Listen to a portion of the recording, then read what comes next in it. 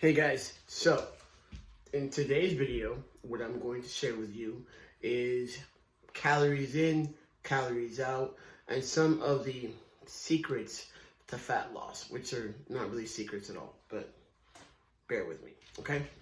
So, you always hear the adage, or people say, in order to lose weight, you have to eat less, right, and move more, and that's very true.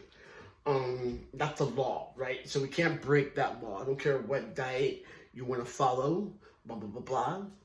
You cannot break that law. All right. So, but I think it's important to understand how we burn calories, right? Because in order to lose 1 pound of fat, you have to burn 3,500 calories more, all right, than you consume. And that's kind of hard to do when you're trying to keep your muscle mass by eating, right? And then you're trying to burn it. So how do you do that? The first thing you must know is something called BMR, otherwise known as basal metabolic rate, right? How do you find out what your BMR is? You can either use a formula called the Harris-Benedict formula, which you can find a bunch of calculators online, and that gives you a roundabout idea. There are more accurate ways to test this.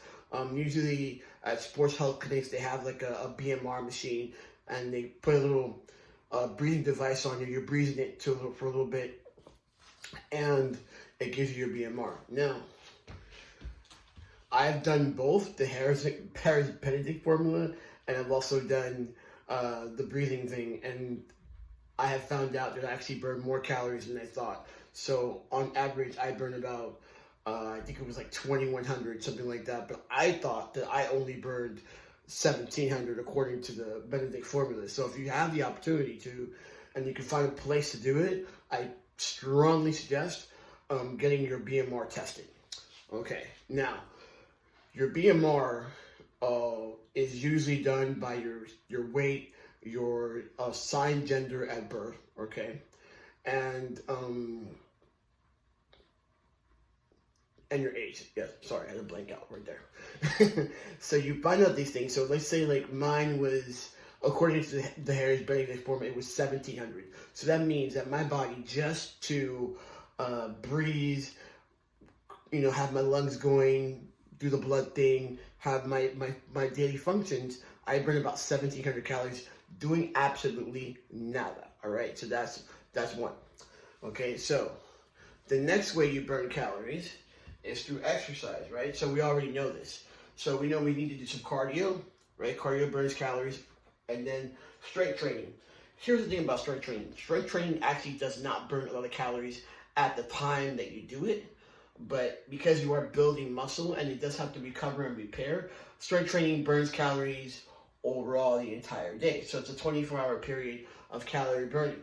However, it's only about maybe 150 calories. So in terms of calories, it does not burn a lot. But for every pound of muscle that you build on your body, that's about 30 to 60 more calories that you're burning at rest. So it adds into the number of BMR over time. Hence why strength training is so important.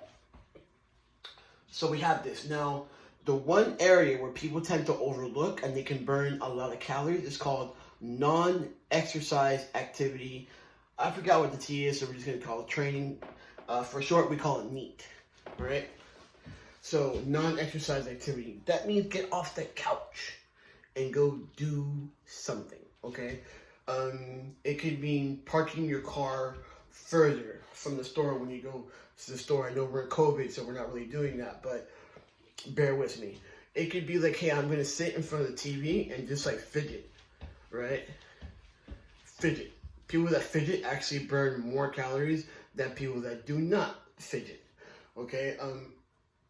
If you have a partner, you can go be intimate with your partner, and that will help you burn extra calories.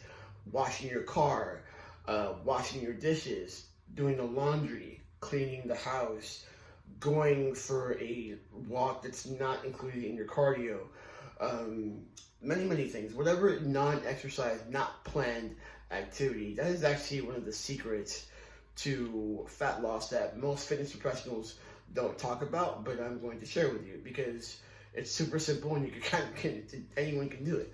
You know, we don't need to reinvent the wheel. We just got to know how the wheel works so we can make it move forward. So those are the things that I encourage you to do, right? Just don't stop moving. If you have a job that you sit down or you're at home and you're working from home, you sit down a lot, set the timer and every so often get up from the desk and do a little jiggle, you know? If you can, if you're at the house with your spouse and you want to dance, you know, dance in the house with your spouse, you know, that actually rhymed. But what I'm trying to say is this.